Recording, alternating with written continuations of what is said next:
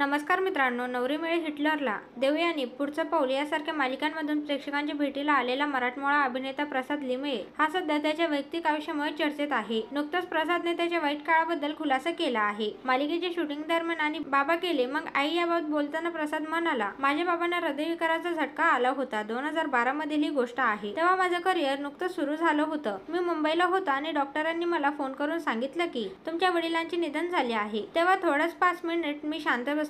विचार केला की आता काय, कारण ज्या माणसाच्या भरोश्यावर मी इथे आलो होतो मुंबईत, तो माणूसच आता नाहीये. कारण माझे बाबा जेव्हा गेले तेव्हा 8 वर्षे त्यांची नोकरी बाकी होती आणि माझ्या बाबांचं एक वाक्य होतं, प्रसाद 8 वर्ष आहेत माझ्याकडे. 8 वर्ष पुरतील ना तुला? जे करायचं आहे ते कर. 8 वर्षात सेटल हो. फक्त त्यानंतर मी जो बदललो आहे ना, तो फक्त माझा मित्र यश आणि महाराज यांच्या बेसिसवर मी जिवंत आहे, नाहीतर माझं सगळं काही संपलं होतं. पुढे आईच्या मृत्यूबद्दल सांगताना प्रसाद म्हणाला, त्यानंतर मी पुन्हा आईसाठी पुण्याला गेलो. माझ्याकडे काहीच पर्याय नव्हता. 2016 मध्ये नकळत सारी घडले ही मालिका करणार होतो, पण आईने माझा लुक बघितला होता. माझा टेलिकास्ट 21 नोव्हेंबरला होता आणि 15 नोव्हेंबरला माझी आई गेली. तेव्हा सेम कसं रिॲक्ट करायचं हेच मला समजत नव्हतं. मला फोन आला चॅनल कडून की तुझ्या तारखा मिळत नाहीयेत अशी कंप्लेंट आहे. तेव्हा मी आईच्या 13 वेळेला मुंबईत येऊन शूटिंग केलं आणि 14 वेळेला 13 आणि 14 एकत्र केलं, असं मराठी अभिनेता प्रसाद लिमयेने त्याच्या आई आणि बाबांच्या अकाली मृत्यूबद्दल सांगितलं आहे.